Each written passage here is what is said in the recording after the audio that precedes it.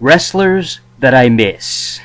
What's up, guys? Welcome back to the review space. And today, I just want to talk about some of my favorite wrestlers and some of the wrestlers that I missed from years ago. And they were released by the WWE. They don't, we don't see them on TV anymore. They're gone from Raw or SmackDown. And I might even talk about some TNA wrestlers. So here are some of the wrestlers that I personally miss, and I thought, these are some of my favorites. I thought they had a future in the company, and I thought that they were going to be, world champion even. All right, first up, I want to talk about Carlito. Carlito, Caribbean Cool, and his real name is Carly Colon, the son of Carlos Colon. And Carlos Colon is probably best known for his work during the 80s with the WWF, and then he became a Puerto Rican promoter.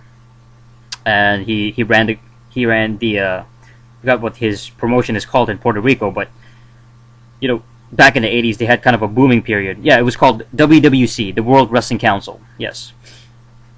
And they ran promotions in Puerto Rico in the 80s. They had a booming period. They had American wrestlers, American talent even going there, like Bruiser Brody, who was set to become like probably one of the he became a power player there. He was on his way to become a power player or something like that. Like, that's what I understood, was that he might have had a stake in the company itself. I'm not sure about that, but then he ended up dying. He got killed. He got murdered.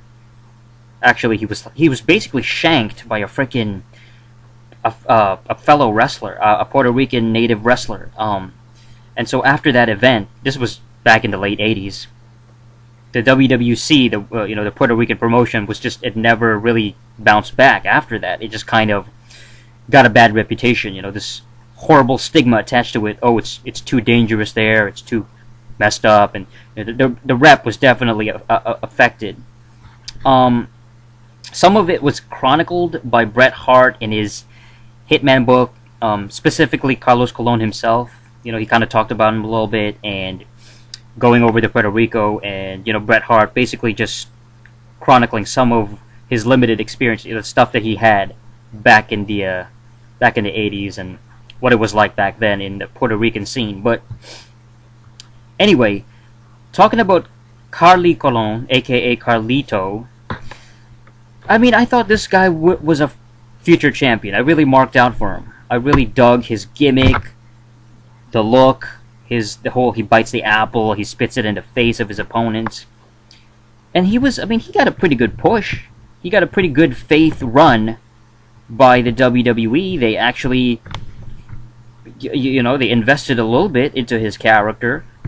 His debut match, he was up against John Cena, who was an up-and-coming top guy. He was the mid-Carter champion on SmackDown back in 2004, the U.S. champion, and Carlito challenged him.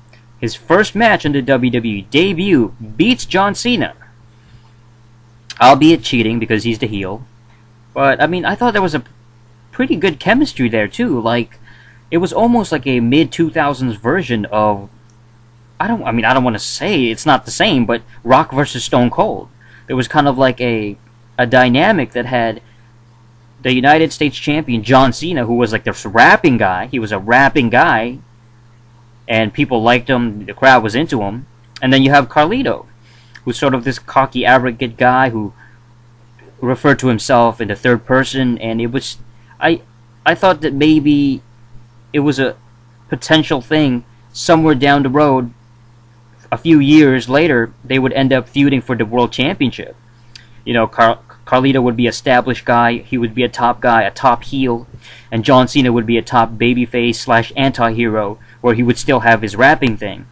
Obviously, that wasn't the case, but that's neither here nor there, honestly.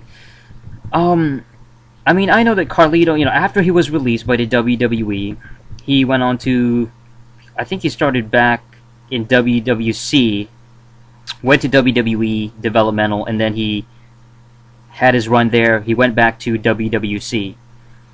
And I think he did some indie stuff as well. There was also talks of him going to TNA. Like, remember that? Like, oh, is Carlito going to TNA? Even way back in 2006, 2007.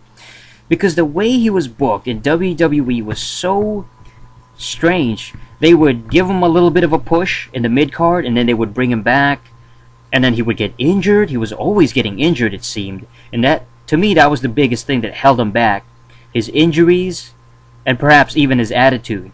Because there was cases where people would complain about his attitude backstage, like, you know, there was allusions to Triple H and the whole, he would complain, or he would have an attitude problem regarding the booking and the management, basically. And then guys like Triple H would make comments alluding to him. I remember reading in a WWE magazine, and they interviewed Triple H, and Triple H said something along the lines of, just because you're the son of a promoter or something like that, you think you're entitled, it gives you some sort of entitlement, something like that, like you deserve something. And then he said, you gotta work for it. And instantly, immediately, I knew in the back of my head that he was talking about Carlito. It was during that time when, Carlito was like one of these guys. People were complaining, why isn't this guy getting pushed? And there was that case where, yeah, he had that backstage incident where he had that backstage reputation of complaining about management and booking. But he was a mid-card staple. At the very least, he won the Intercontinental Championship from Shelton Benjamin. Remember that?